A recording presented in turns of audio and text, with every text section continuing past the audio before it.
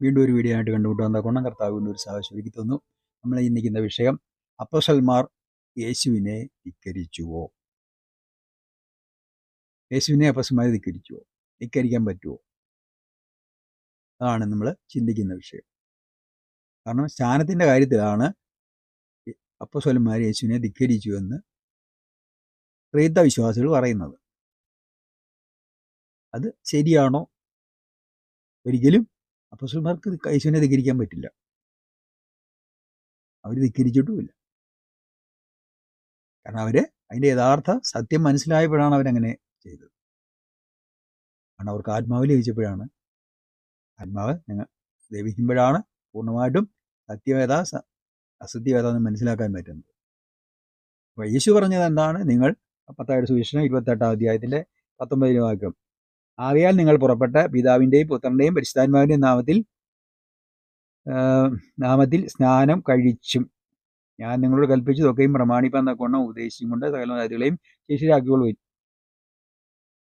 അപ്പോൾ നിങ്ങൾ പുറപ്പെടണം, എന്നിട്ട് പിതാവിൻ്റെയും പുത്രൻ്റെയും പരിശുദ്ധാത്മാവിൻ്റെയും നാമത്തിൽ സ്നാനം കഴിപ്പിക്കണം, ഞാൻ നിങ്ങളോട് കൽപ്പിച്ചതൊക്കെയും പ്രമാണിക്കാൻ തക്കവണ്ണം അവരെ ഉപദേശിക്കുകയും ചെയ്യണമെന്ന് പറഞ്ഞു.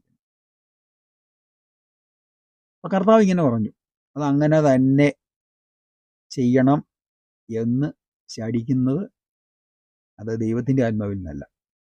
കാരണം അപ്പോസ്തലന്മാർക്ക് പരിശുദ്ധാത്മാവ് ലഭിച്ചപ്പോൾ ആർക്കും മനസ്സിലായി ഏതാണ് ശരി. പിതാവിൻ്റെ നാമം എന്നതാണ്, പുത്രൻ്റെ നാമം എന്നതാണ്,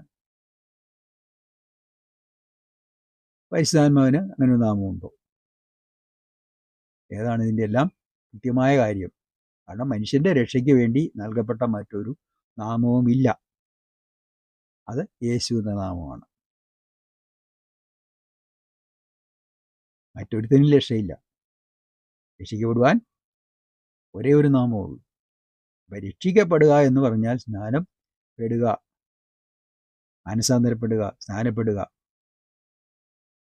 അപ്പം അങ്ങനെ തന്നെ ചെയ്യേണ്ട കാര്യമില്ല. അങ്ങനെയല്ല ചെയ്യേണ്ടത്. പിതാവെന്നും പുത്രനെന്നും പറഞ്ഞ് സ്നാനനാമങ്ങൾ പറഞ്ഞാൽ അത് യഥാർത്ഥ സ്നാനമാകത്തില്ല. അതുകൊണ്ടാണ് എന്ത് ചെയ്തു? അപ്പോസ്തലന്മാർ അവർക്ക് ആത്മാവ് ലഭിച്ചു കഴിഞ്ഞപ്പോൾ അവർ പറഞ്ഞത് എന്ത് ചെയ്യണമെന്ന് അവിടെ അപ്പോസ്തല പ്രവൃത്തികൾ 2-ാം അധ്യായത്തിൻ്റെ 37, 38, 39 വാക്യങ്ങളാണ് നമ്മൾ വായിക്കുന്നത്. നമുക്ക് വായിക്കാം.